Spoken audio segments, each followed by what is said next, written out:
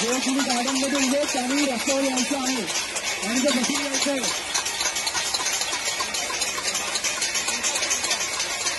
जो कोणी गार्डनमध्ये बसतो त्यांनी आतमध्ये यायचंय.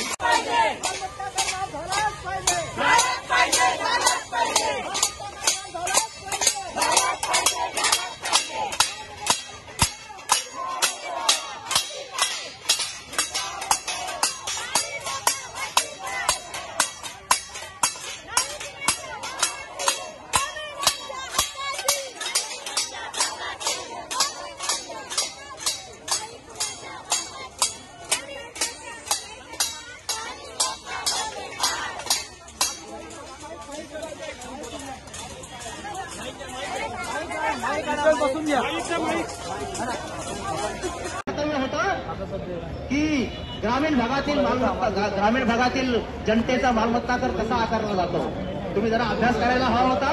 नवी मुंबई महानगरपालिकेत समाविष्ट केलेल्या गावांचा तुम्ही अभ्यास करायला हवा होता. ठाणे महानगरपालिकेत समाविष्ट झालेल्या 35 गावांचा तुम्हाला सर्वांना ऐकून आश्चर्य वाटेल. आणि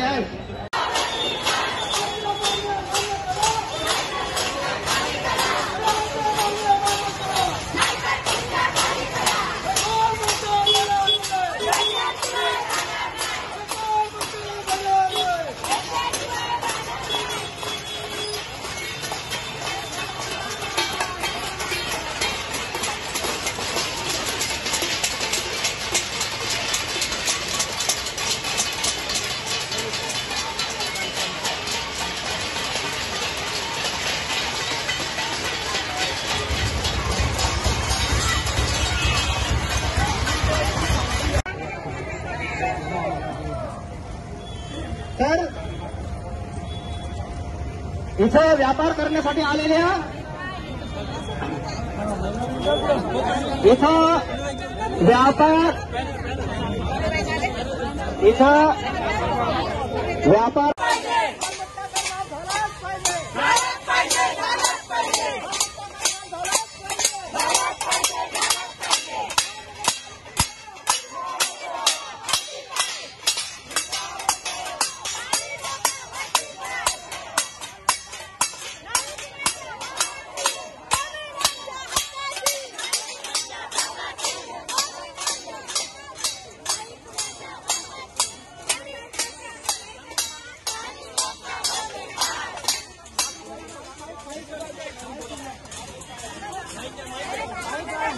बसून घ्या.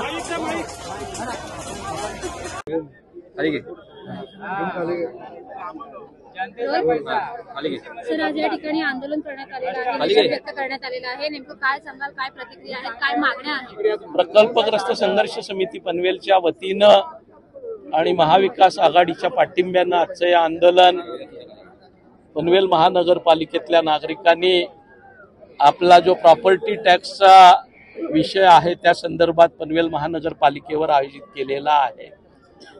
दिवसभराचं धरणं आंदोलन आज केलं जाणार आहे आणि मागणी जी आहे सर्वश्रुत आहे.